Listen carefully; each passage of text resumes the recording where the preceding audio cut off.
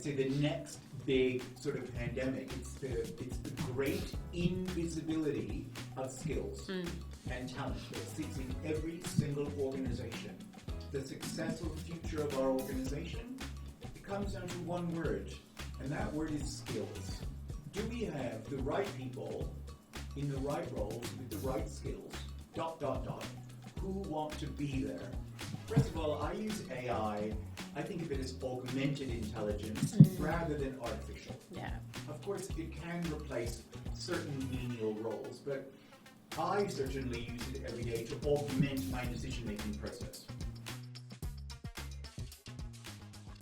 Thanks for coming in. It's really great to meet you. I'd say finally, but we've not actually known each other for too long. Correct.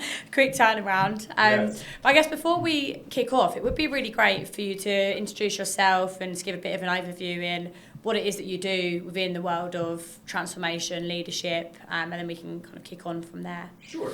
Well, I have been in, I call it, well, pretty much end-to-end financial services in terms of roles. I've been in operations, technology, finance, HR. I've done transaction banking. I've been a trader. So I've really looked at it end-to-end in terms of how transactions flow through a bank, how it's done safely, kind of technology it's processed on, etc. I've had a great experience working across 14 countries so far. It's not over yet, but everywhere from New York to Australia, in many places in between.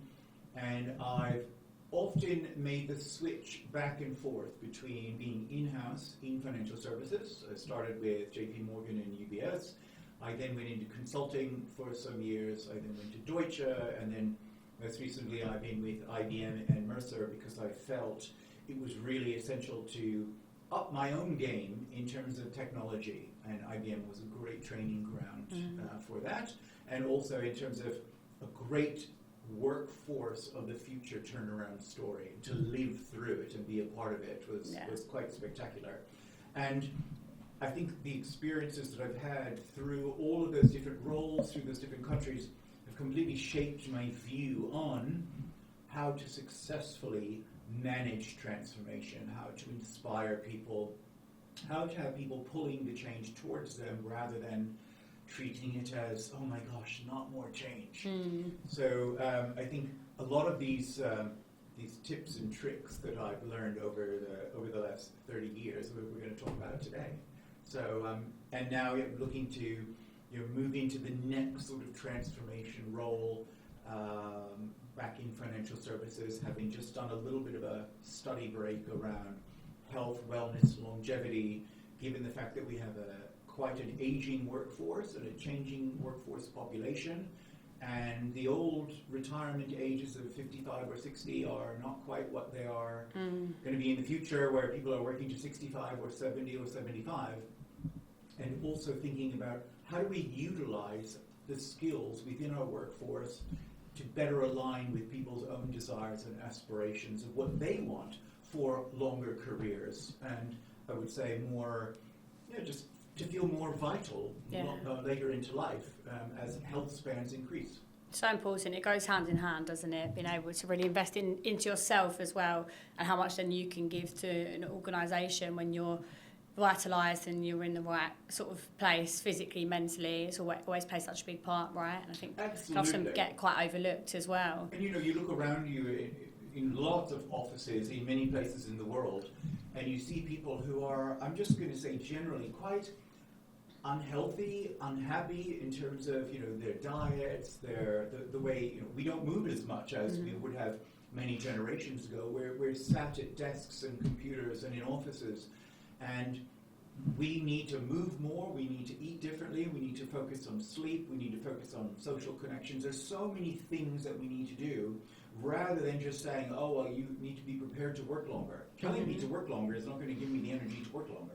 So we need strategies in place, and this is very much at a corporate level as well as an individual level, on how we are going to all add value in the workplace for far longer than perhaps our parents or our grandparents did. Yeah, for sure. And from the conversations that we have had so far, I think it's very clear to see how purposeful you are as a leader, as an individual. And it'd be great to understand how your early grounding with purpose has shaped your view on transformation as a whole.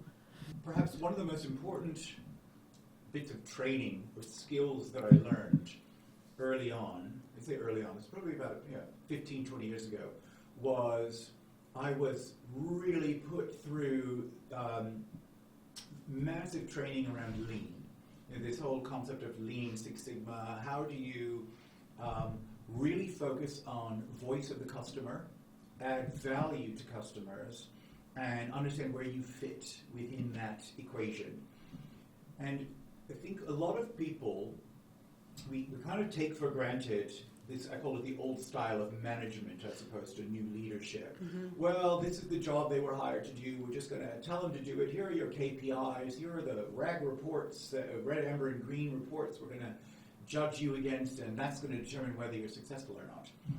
As opposed to, many people I'm sure are familiar with Simon Sinek's understand Love the Simon why. Sinek's. And most people do understand what they do and how they do it, and do they understand why they do it? And I don't think that can be underestimated in terms of the importance of understanding why you come to work every day, mm-hmm. and what is the value that you are delivering. Now, there's two sides to this. It's value to the organization, but it's also value to yourself. You're spending a lot of time in work, and so you want to make sure that in addition to understanding how you're adding value to the company, you understand how you're adding value to yourself. And when you think about the concept of voice of the customer, I bang on about this all the time, because customers are the people who pay our salaries. The company you work for is just a money handler. If you don't have customers paying your salary, we're out of business and you're not going to make any money. So understanding the voice of the customer is absolutely crucial. And if you're, let's say, a large organization making tens or hundreds of millions of dollars or pounds or euros, really what, as an individual, is my role in contributing to that? And I think it's so important that we kind of trace the thread from what you do, whether you're in operations or finance or tech, to facilitate a great experience for the customer so that the customers choose to come back to us, mm-hmm. rather than go somewhere else. And that's absolutely paramount, because if you don't understand the voice of the customer and what they're telling us, then how would you understand possibly what value you're adding? And then even when you decide, okay, I understand this is my purpose, I buy into it, yes, I like it, the question is, well, how can I impact that? Where do I sit within a process? And a lot of organizations talk about operational resilience. And I say, well, how can you have operational resilience if you don't have operational excellence? And how can you have operational excellence if you don't understand what the process is from end to end? So this again goes back to the lean thinking of understanding and purposefully designing processes end to end to look at where is value, how do you create flow, and ultimately then how am I adding value? And to me this was very early on really drilled into me, voice of the customer, add value, but simultaneously with that I was learning new skills. I could, once you become trained in lean, you can't help but see waste everywhere in the world. Like I go to a coffee shop and I'm trying to redesign their processes. Is that just before this? Just before this. Or you go to an airport, or you go anywhere and you start thinking about, let's redesign the flow.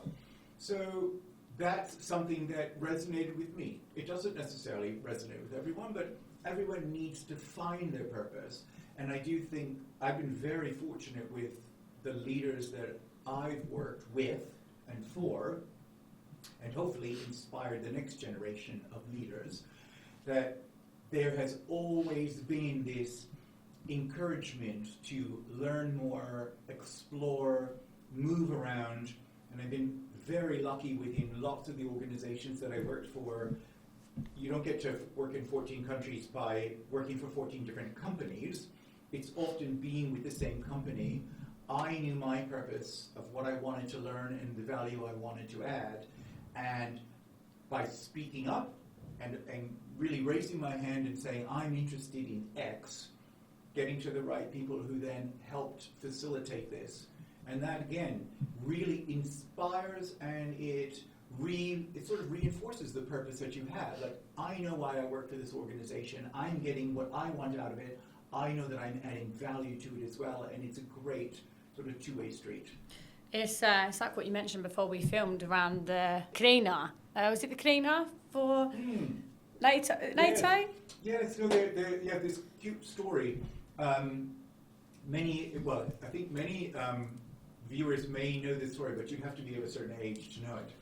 There is this story around purpose and why you do what you do from NASA, the space agency in Florida, where there was a janitor or a custodian who was working there, and someone, I can't remember who, I believe it was someone famous, which is why this is a famous story, but asked the janitor, what do you do? And his response was, I help put people on the moon. So that is such a powerful statement, because there are many people who maybe sit, it doesn't matter about, to me, leadership is not about seniority, but there may be people who are relatively junior within organizations who are sitting very far away from headquarters, maybe in a service center somewhere, who are actually adding value, and they are an important part of that organization to be successful. But have we actually drawn the line and shown them exactly how they're adding value? I think that's really important. And another quick story on that, speaking of astronauts, I believe that personalization is really important in terms of encouraging you to find your purpose. My purpose and your purpose are completely different. So what can I do to encourage you to find yours? And in Australia, I was leading a group called Talent and Transformation, and there was a colleague of mine who I knew was studying a lot around aeronautical engineering and physics, and she was a real brainiac. And I was just encouraging her, like, study, do this, learn more, be more. And after a couple of years of working together, I got this call to say, I'm going to resign. I've got a new job. And now this is in Australia. And I said, what are you going to do? And she said, I've been put into the Young Space Program at NASA in Florida, and I'm moving to Orlando. And this still to this day fills my heart, because this is why I lead people. It's to allow you to find your purpose. I know my purpose, and I know why I do what I do, but I want you to find that too. And it pains me when I see people going through life, decade after decade, kind of just not even just coasting, but not sure why they're doing what they're doing. And if they say, you have to pay the bills, that's not a reason to exist in that role. So I think as a compassionate leader, my job is to help everyone, again, that I influence and that I come in contact with, to find their own purpose. Yeah. And if we did that en masse in organizations, think how much more inspiring it would be to work there. Yeah, it's a real shame, because a lot of leaders don't necessarily think in that way. Not to I guess be a generalist, but I think, and especially when you get into those bigger organisations where you can feel further removed. Let's say like the janitor as an example. How much time or opportunity do they get with leaders that will actively inspire them? But purpose is so important. I think I was very lucky within Wave. It was something that I had very early on conversation with one of the founders around this, because it was like, why are you here? What's your purpose? What's your why? And then after that, I got a life coach for a while, and that was such a pivotal moment for me to really see the bigger picture beyond what I'm doing day to day, and it helped me to then put more into what it is that I'm doing, because I know why I'm doing it, rather than just sort of floating, like you say. So it's an interesting one. Talk to me about workforce planning as a whole, and this whole strategic workforce piece. What are your thoughts on what you see and where we are at today? Okay, we are at an incredibly exciting inflection point. Through new technologies, AI being one of them, that's the buzzword of the day, but with cloud, quantum computing, AI, all of this converging, there is a huge both opportunity as well as, I understand, a bit of a scary time for a lot of people. So let me take, first of all, the phrase, strategic workforce planning. Even when I hear that phrase, it kind of makes my eyes roll to the back of my head. Because in most organizations, there's nothing strategic about it. And in terms of planning, it's really a bunch of spreadsheets that are looking at historical data and using some data from that and just forecasting that data out into the future. That's not what we need in the future. The half-life of skills is getting ever shorter. And people right now really need to understand what is it going to take to add value both to an organization and to oneself in the future when AI it's coming for lots of people's roles. And now I'm going to say, I'm not trying to scaremonger anyone here. First of all, I use AI, I think of it as augmented intelligence rather than artificial. Yeah. Of course, it can replace certain menial roles, but I certainly use it every day to augment my decision-making process. And I usually say to people like you and me who are sitting here in a big city, in a professional environment, AI is not just going to come and take your job, but there will be tasks out of it that could be automated. The question is, do you know how to do that? So AI is not going to take your job, but someone who knows AI and how to harness the power of it very well may take your job. So right now, I would say the number one important thing we need to look at around strategic workforce intelligence, so what I call AI-powered, data-driven, human-centric. I use that phrase a lot. AI-powered, data-driven, human-centric. It's got to be the sort of principle that guides everything around our real-time decision-making process, using this power of AI and data to forecast different scenarios in the future, but to do it literally at the touch of a button, not have to go through the creation of new models. And what is it that's going to really determine the success or future of our organization? It comes down to one word. And I use this word, I didn't come up with it myself. I learned it from Ginny Rometty, who was the CEO and president and chairman of IBM while I was there. And that word is skills. Do we have the right people in the right roles with the right skills, ... who want to be there? The answer, if I ask that to most people in an organization, it's kind of a blank stare, because no one has that sort of transparency and visibility over their workforce. It is possible, and I have seen it work, because IBM itself, talk about shifting an oil tanker from a really sort of old school technology firm back to a still a world-leading cloud and AI organization. People forget, with the sexiness of ChatGPT and Claude and all of these new tools, Watson's been around for decades with IBM. So this is not new. IBM pioneered this. And Ginny used to say, the one thing that will determine ours and everyone else's success or failure is skills. Okay, but what does that mean? So 3 words to add on to that. Number 1, transparency. So we, let's say, have hundreds or even thousands of roles in any large organization. I sit in one role. I have my job with skills that are associated with it. But either I may want to get promoted in the role I'm in, I might want your role, I might want to move to HR, I might want to move to finance, I might want to move to something completely different. Where is the transparency over what skills are required for me to go there, and what is the gap between where I am today and what I would need to be considered for that role. Again, AI-powered, data-driven. This is really important, the human-centric side. I've chosen I want to go to explore these other roles.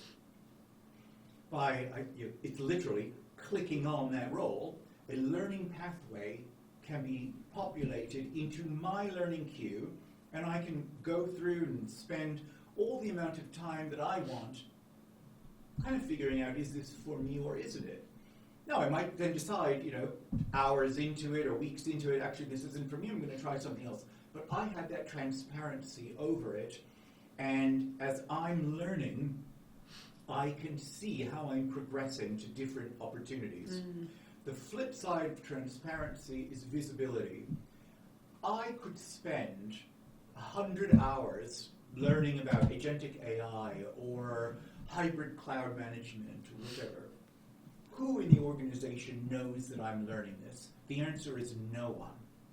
A manager might be able to go into, for example, Workday, click, click, click, click, and find out what one of their employees has been learning. Mm-hmm. That is not the future of workforce intelligence. So I want to make sure that the people who are working in talent acquisition, the leadership of the organization that is looking at how are we moving the dial on the capabilities of our organization, that we're moving in the right direction for whatever we've decided on our build versus buy versus borrow equation. Add bots in there as well, of course. But that transparency and visibility is absolutely essential, and then you have to add on the personalization, because that story, for example, like I told you earlier about one of my colleagues going off to join a space program. Clearly that wasn't part of our job when we were leading talent and transformation in Asia. But by allowing her to personalize what she wanted to do, I don't want to get into too much psychology and chemistry here, but the synapses in the brain and the neurons that start firing and the neuroplasticity that comes at no matter what your age, this is incredibly powerful if we want to reinvent our own workforces. Yeah. And the ability then to, with that personalization, say, it's all in the system. This is the AI-powered, data-driven. It's in the system that I desire to move to this function or that function. So when roles come up in those areas, the systems can see, I've been doing this learning, I've stated a goal of moving into that area, I can find coaches, mentors, even gigs, like in the gig economy. Maybe I could do some projects there while I'm still in the role that I'm in. Creating this transparency and visibility using the power of AI and data to create flow within an organization. This is the future of strategic workforce intelligence. And I know it might sound, according to most organizations, it would sound, ooh, that's all very blue sky thinking. It's not. It already exists. I've lived in this life. At IBM, for example, I had my learning pathways. I had stated where I wanted to be and what I wanted to do. I started in London. A couple of years later, I was in Singapore in another role. A couple of years later, I was in Sydney in another role. And every couple of weeks, I would get an email with every new role that had been posted in the organization based on my aspirations. Oh. Whether it's the type of role, the location, the skills that I've been learning, etc.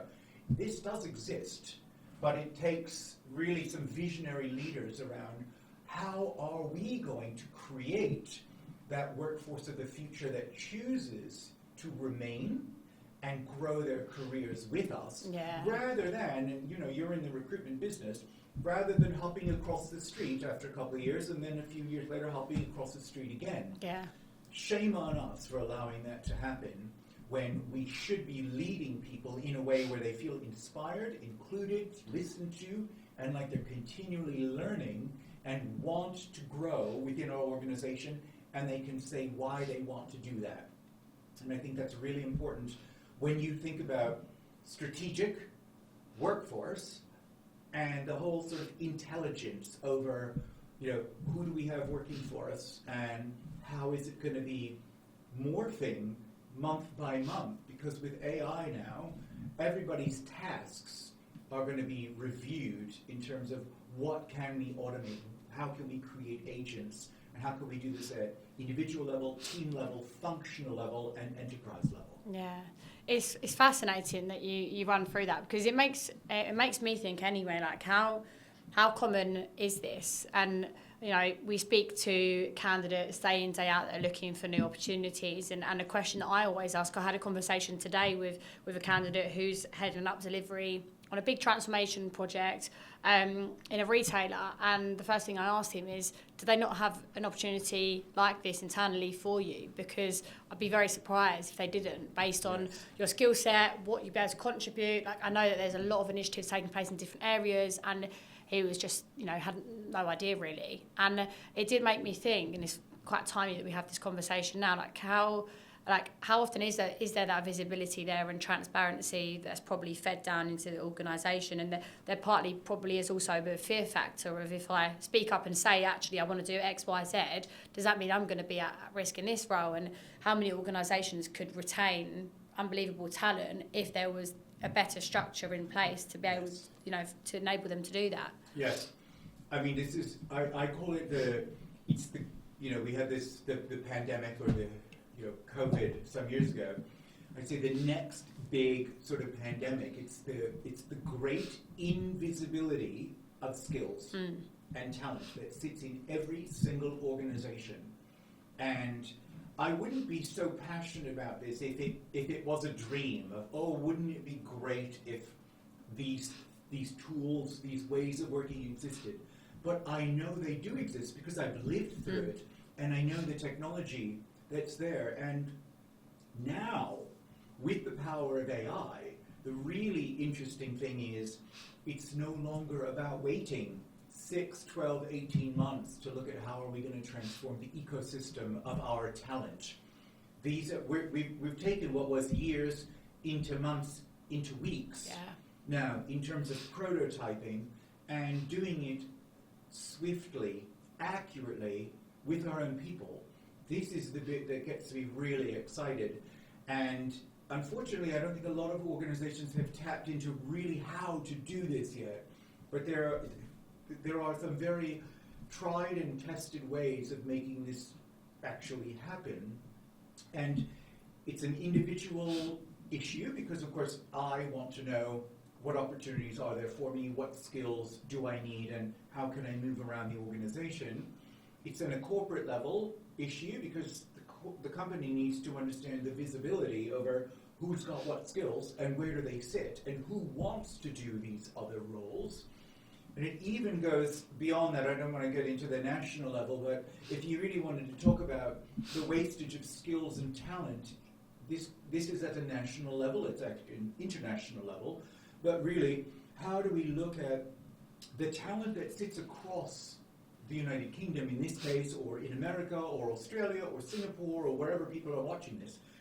There are skills that are hidden in people everywhere, in every corner of society. How do we create that now? So I'm really looking at it from a corporate perspective. So how do you and I and the company work together to make sure that you've got your purpose, you know how to find the skills that you need, you've got that full transparency over the future roles. And I just can't state, strongly enough how important this is for the inspiration of the employee. Yeah.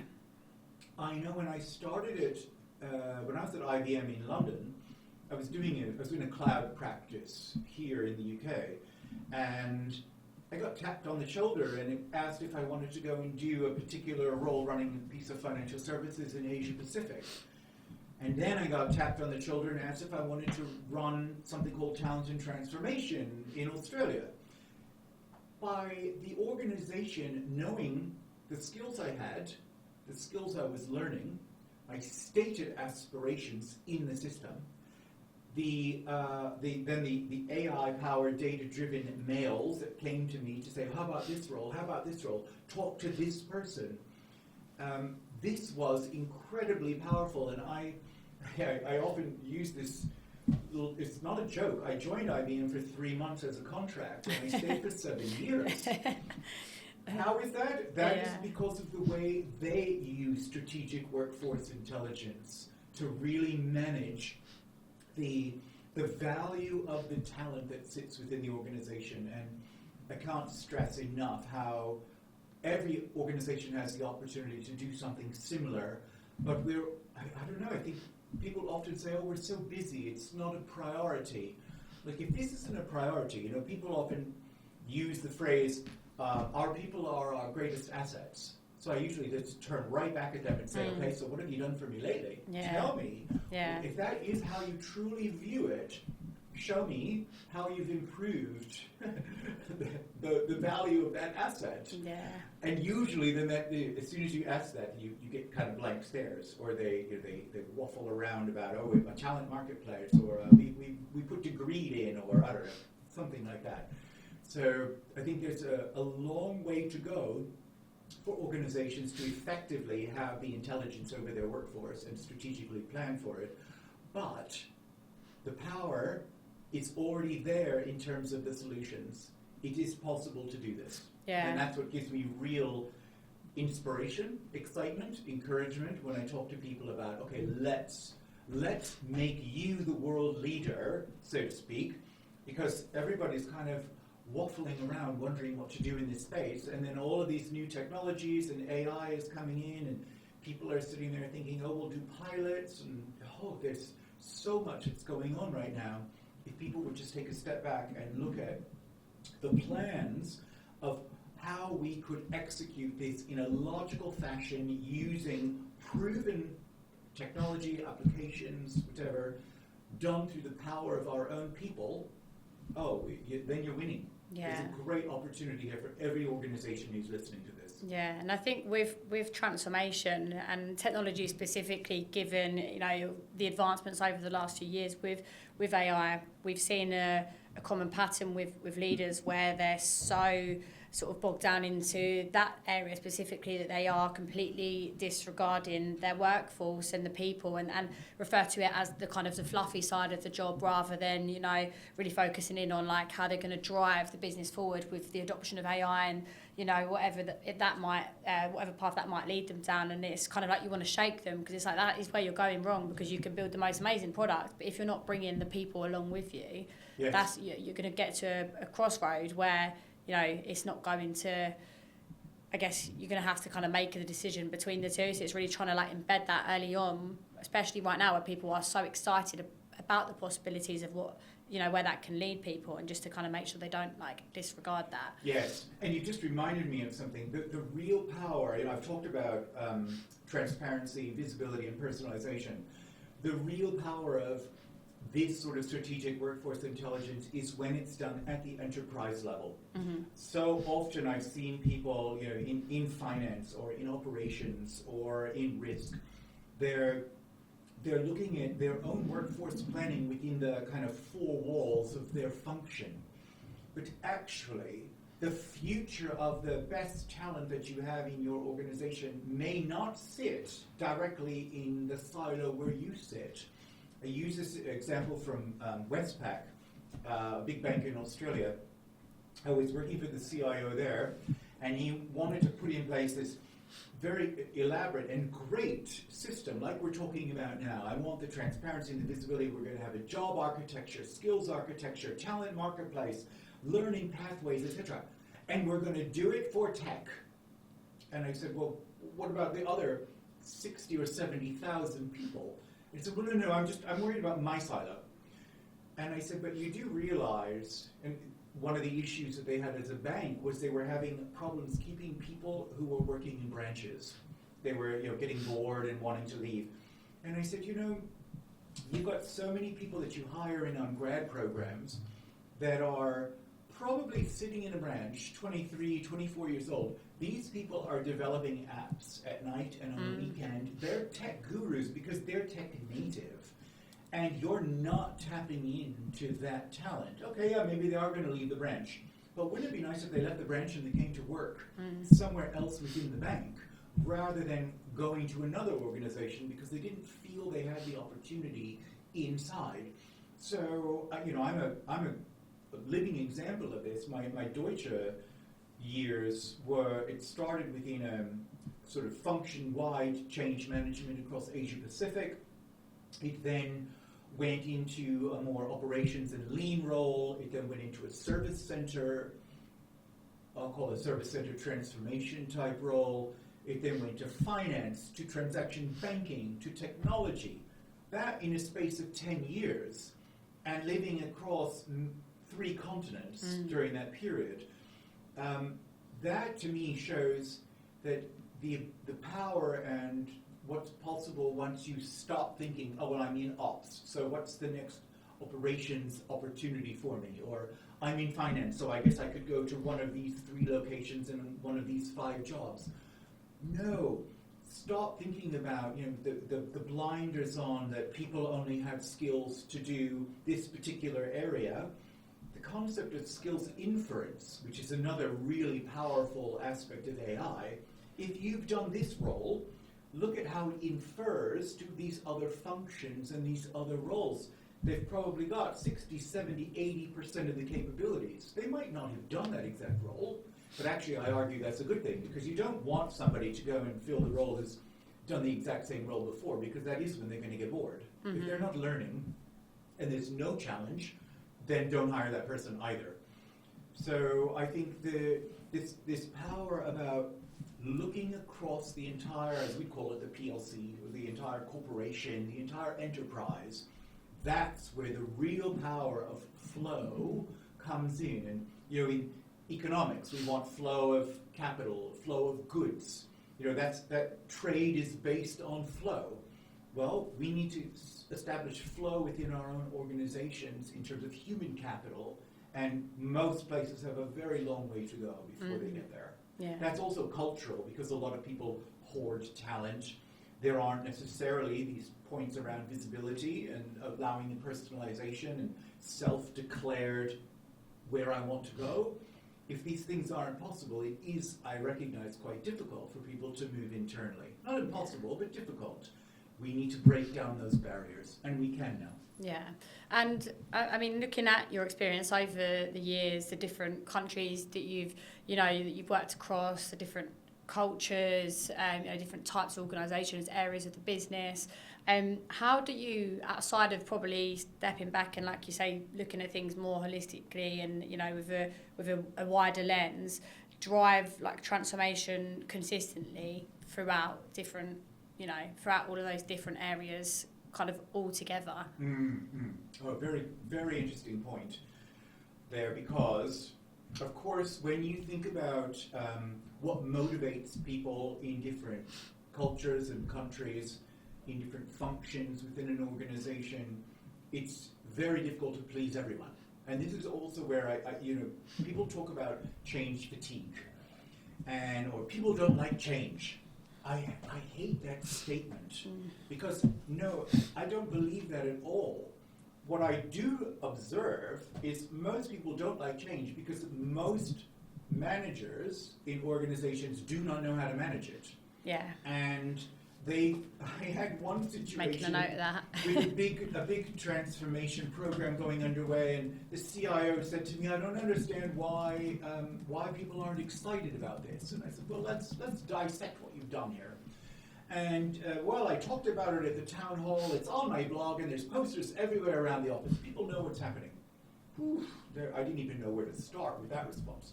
But the idea that first and foremost, we need to, I use a framework called ICE. It's ICE, and it's color-coded red, amber, and green. Try to make it very visual. The I stands for inspiration. We, and I say we, probably everybody listening to this right now, we live in a world where we are all inundated with way too much information and almost no inspiration, certainly at work. I sometimes do this when I go into a boardroom. I'm like, when was the last time you were inspired at work? People think it's a rhetorical question, and I say, no, I want an answer.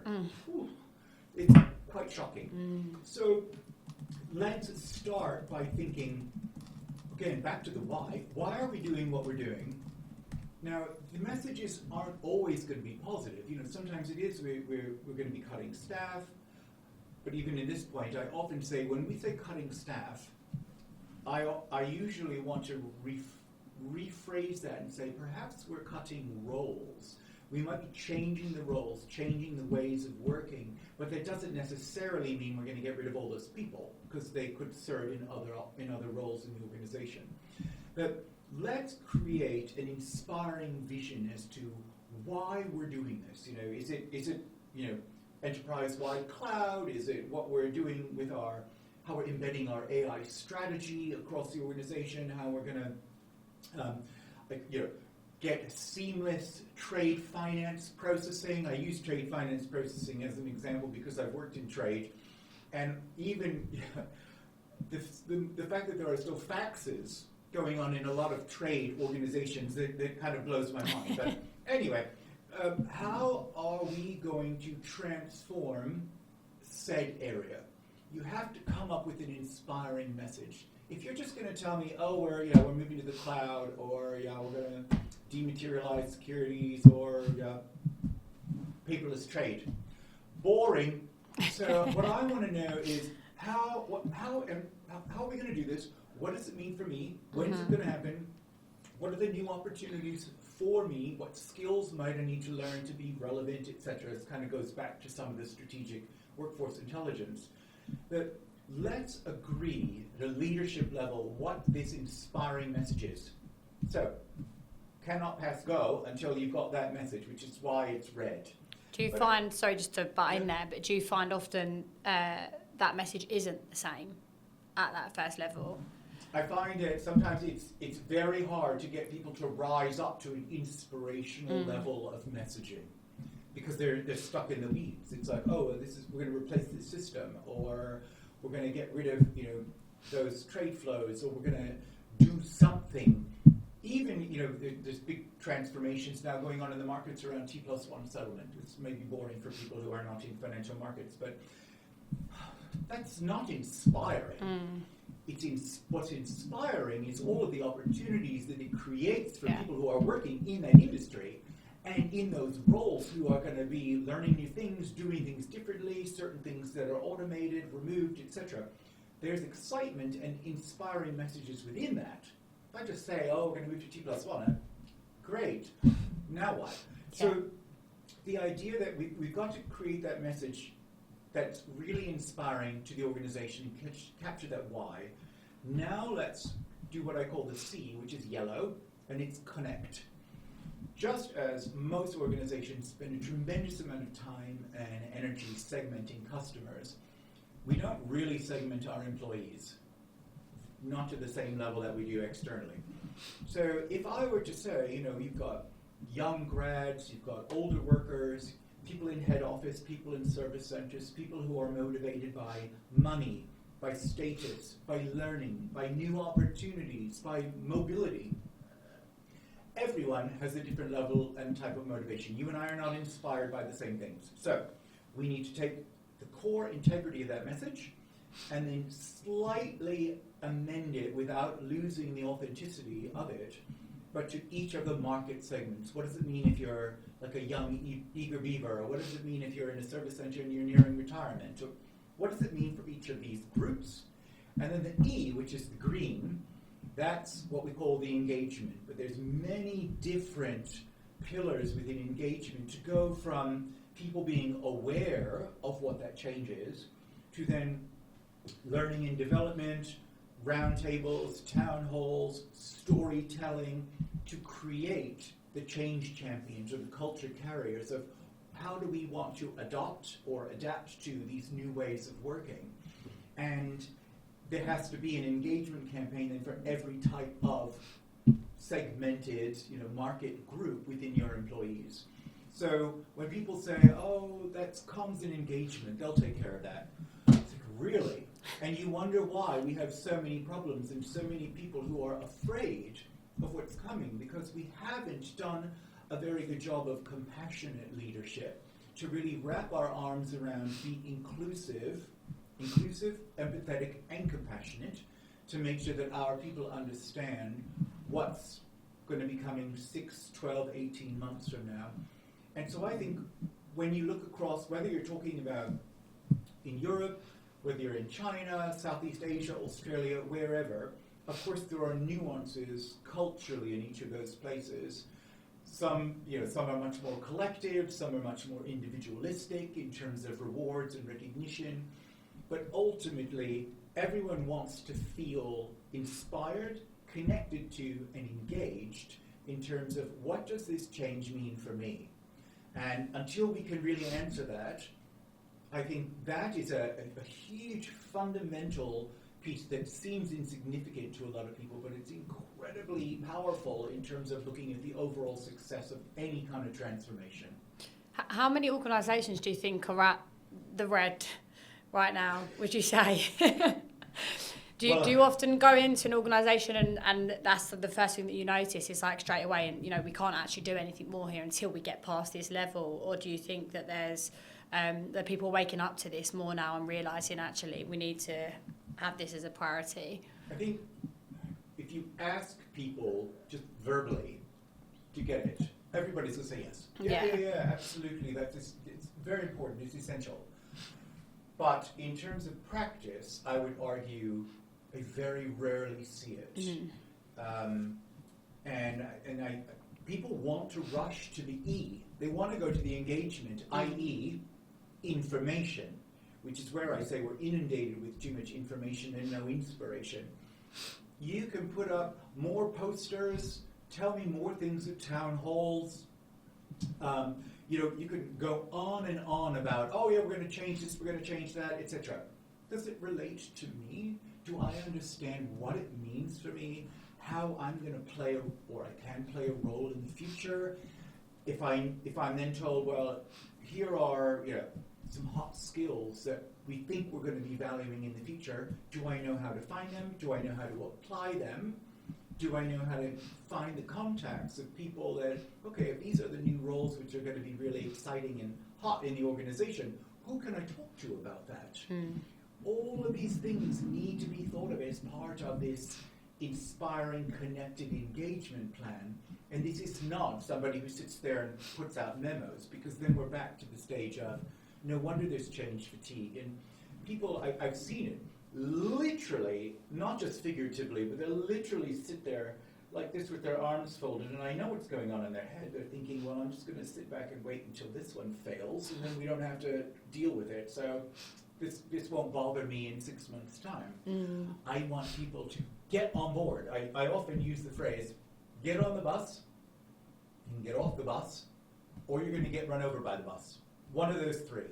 I'd like you to be on the bus, but I understand there's not room for everybody. Not everybody wants to go in the journey that we're headed in. But by making this sort of conscious effort to include people and make them aware and inspired about what the opportunity is for them, I'm allowing you to personalize the choice that you want to make, rather than feeling like you're being herded on or off the bus. So it's that transparency, visibility, and personalization, again, super important in terms of how we manage this. And overlying with that is the AI-powered, data-driven concept of human centricity for all of our staff. Yeah, it's interesting because I think if I was to ask candidates this on a daily basis, like, what does your role mean for you within X organisation, or what part do you have to play in the bigger picture? I think so many people would turn around and would probably say, like, what do you mean? Like, I haven't even thought about it. And it makes you think, when people have been in organisations for such a long time and they haven't, like, nobody's really been there to challenge their thinking or to make them even, have those thoughts about what's my purpose here, like, what's the bigger picture, what am I working towards? It's almost like there's probably so many people that are just on the hamster wheel and they've not even, and as a result of that, they're not performing at their best because they've not even unlocked this whole part of them, which is there, but hasn't even been challenged. Yes. So it's an interesting and one. I understand, we're all busy. It's, not everybody has the time to sit there and, wrap their arms around everyone and say, oh yeah, good job. We're all running flat out. That's where I go back to the whole point about the AI-powered, data-driven, human-centric.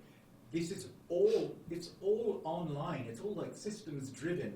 I'm not sitting there as a manager even telling you what to learn. Or hopefully if I'm your manager, I do kind of have some ideas about your aspirations, but I'm not sitting there remembering what every single one of my employees wants to do as their next role.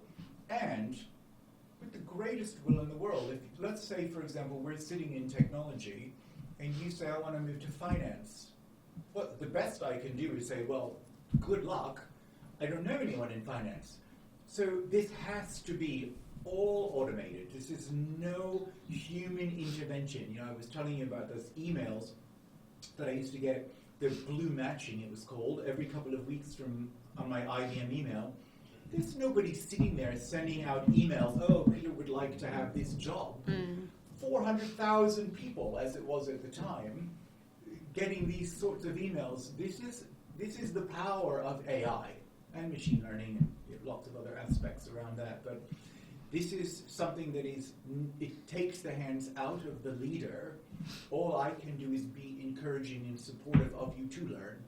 But all of the learning, what you do with it, what you learn, how you find your next role, all of that should be put into the power of your hands.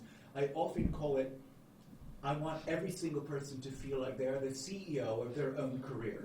Because I know I'm the CEO of my own career and my own life. And when things aren't going well, what would a CEO do? A CEO is going to make a change.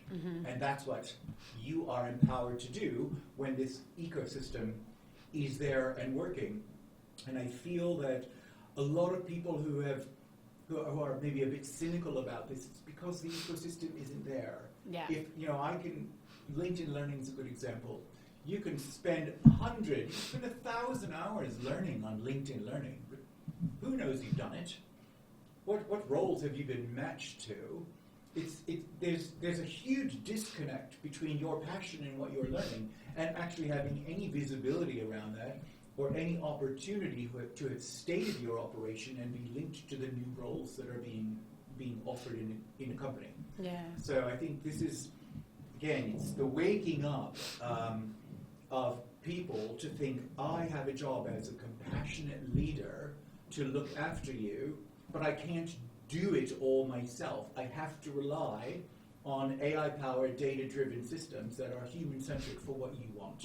But you have the obligation to be the CEO of your own career. I am not the CEO of your career. Yeah, for sure. And is this how you see the future of transformation? Is it this effective ecosystem that can be put in place for organisations to really then push on and transform both as, you know, as a business but also individually as well? Or has your mind changed at all recently with, you know, all of the changes that are taking place, you know, day in, day out as we see at the minute?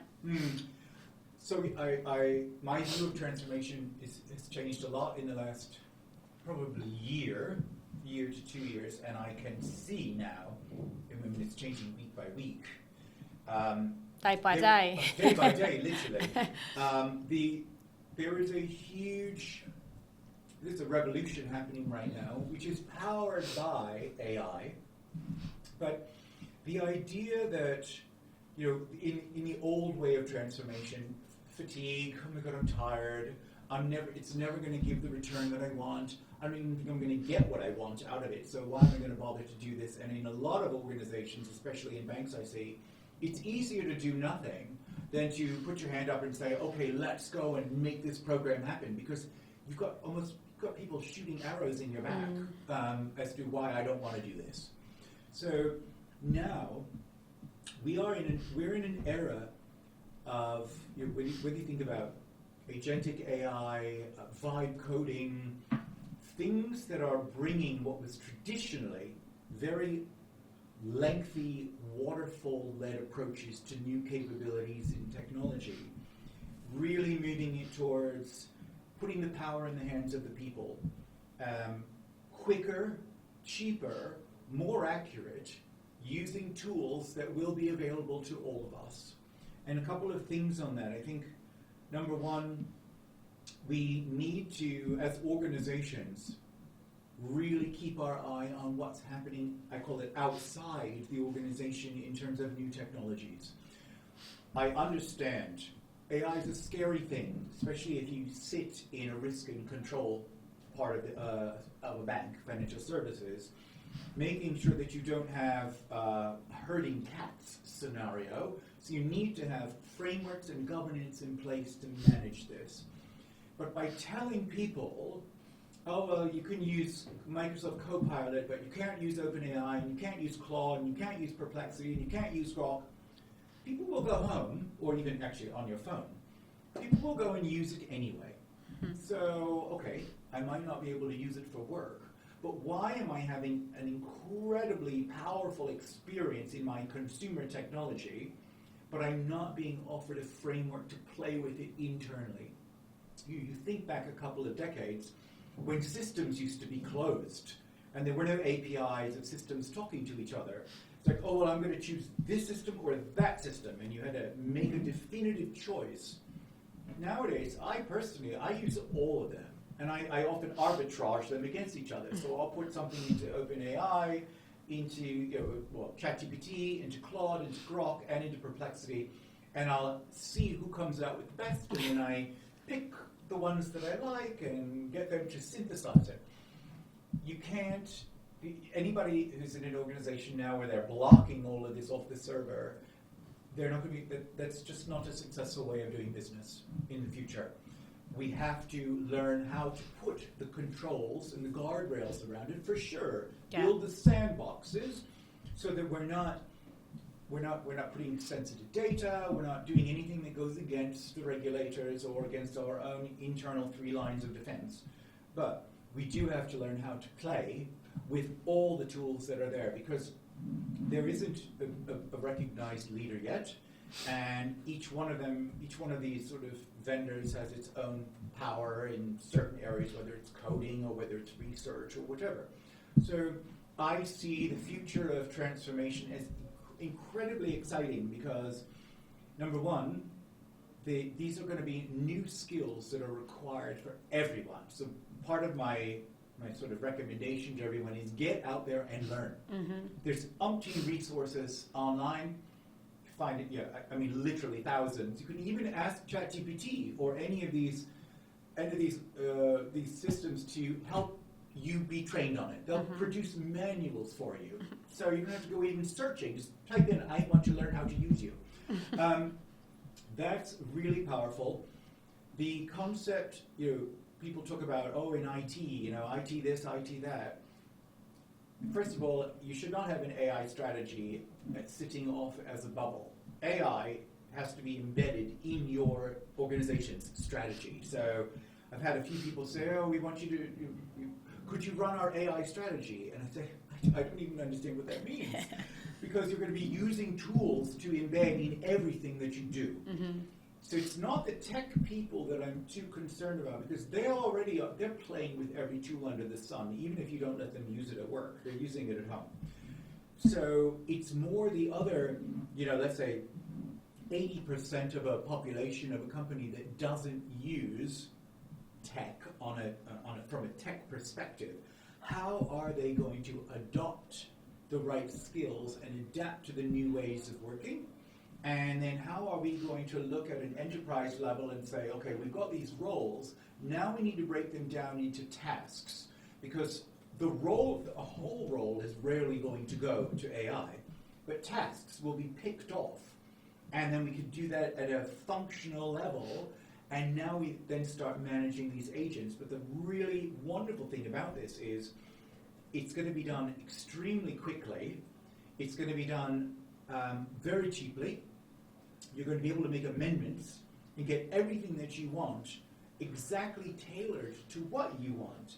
I mean, it's already here, but of course it doesn't necessarily fit within the governance framework of a lot of organizations. So let's say it's going to be here in the next 12 to 18 months. But the bit that I think is really most exciting, so depending on who you are in an organization, you're like, oh yeah, it's cheaper, woo, finance is happy. Mm-hmm. It's quicker. So we're gonna get what we want. So it's probably better for the customer. It's better for the people who are running the functions. But what I really get excited about is it's who's going to be doing this. It's the people who do the jobs today that are going to be empowered with the skills to make this transformation happen. Yeah. This collaboration, this partnership. We're still going to be working with vendors, of course. I'm not saying this is all going to be in-house. But rather than the historic way of signing contracts for tens or hundreds of millions of pounds for 5-year contracts, 10-year contracts, 5-year renewals. And I see companies that are trying to be on the bandwagon of, oh yeah, and here's our new agentic capability, etc. And I'm like, well, that's great that you've developed that, but we can actually do that ourselves. Yeah. We have the power now to do it faster, cheaper, quicker, and reskill our people in the meantime. So when people talk about, oh, I want to reduce, we're going to reduce our FTE by 2 or 3 or 4 or 5 or 10,000, I say I would refrain from making that statement, first of all. But what I would say very clearly is we are going to eliminate X thousands of roles because we don't need these roles anymore. But we've got very highly skilled people who know our organization, who are upskilling and reskilling. And as with lots of other technology changes that have happened in the past, yes, some roles go away, but it doesn't mean that people need to go away. And this goes back to the get on the bus or get off the bus or get run over by the bus. I'm not saying 100% of your people will be redeployed into new roles. 100% of your people don't want to be redeployed into new roles. So it's about being very clear. What are we seeing as the hot skills of the future? How can we nudge people by saying, you might want to consider this. Here are some new roles that are emerging. Here are the learning pathways for you to get from where you are today to those potential new roles. Here are people who are leading the charge if you want to talk to them. Here's even some areas where if you want to give a few hours, like little gig assignments, could help out and learn, get some experience and some exposure. This is the bit where transformation is really led by the people. Yeah. We used to have run the bank and change the bank. And it's changed, it became rebranded as transformation, even though I argue a lot of people still, they interchange the words quite mistakenly. But transformation now, truly at that enterprise level, it is going to be in the hands of our people, not some third-party vendor which we're making elaborate specs for, and then we get back something that we didn't actually want. Really powerful. And it doesn't matter, I come from a financial service background, but it doesn't matter whether we are talking about trade and then how that flows through an organization, or if we're talking about energy or legal or telco. Every single role is going to change in every organization. It's a fact. And it's going to change much faster than you think. So this is where I tell people, don't waste any time trying to learn. Just get that continuous learning mindset going, build that neuroplasticity, and let's play a part in the transformation of our organization rather than sitting there looking around thinking, am I going to have a role in the future? You're going to have a role if you're learning today. Yeah, it's exciting. I'm really looking forward to seeing how the next 12 to 18 months play out, and how much kind of changes and how it can really help organisations to push forward and to transform. And I think we're already starting to see it a little bit now, where we're having conversations with clients that they don't want to push everything out to a third party, because actually they want to have control of what it is that they're doing and how they're transforming, and what it is that they're building. And so actually they just need some staffing support and some extra set of hands for a period of time to help them get from A to B. Yeah. And it's we're starting to see a little bit of that now, but I feel like we're just getting into that point where people are really starting to experiment with it now. So it'll be interesting to see how it plays out and pushes on, and also I'm very excited to see what you've got in store for you next, and hopefully I'm sure there'll be some watchers on this podcast that will be interested to have a chat after with the insight that you have shared. It's been really great conversation, and definitely I'm walking away feeling very inspired. It's a breath of fresh air. I think speaking to leaders who have the perspective that you do, because when you look at as a whole how it can really help to push organisations and the industry as a whole forward. Like the impact that it will have is monumental. So yeah, thanks for coming on and for sharing. Well, I'm glad that you say you feel inspired, because one of the taglines that I use is I aspire to inspire. And I believe that, we talk about engagement surveys and things at work. We all, I don't have the data, but we know intuitively the difference between when you're, if we say engaged at work, that means you show up, or engaged in something, versus when you're inspired. You want to do more, be more, learn more. You're going to go that extra mile. And this is where, like, one person at a time, I want to inspire them to say, look, here is the future. You're the CEO of your own career. And if we all have this idea together, imagine how inspiring that can be for an organization, and how desirable it would be for people to be attracted and then want to come and grow their careers with us. So thank you for having me. Thanks. It's been great. See how many people we can get this in front of then to inspire.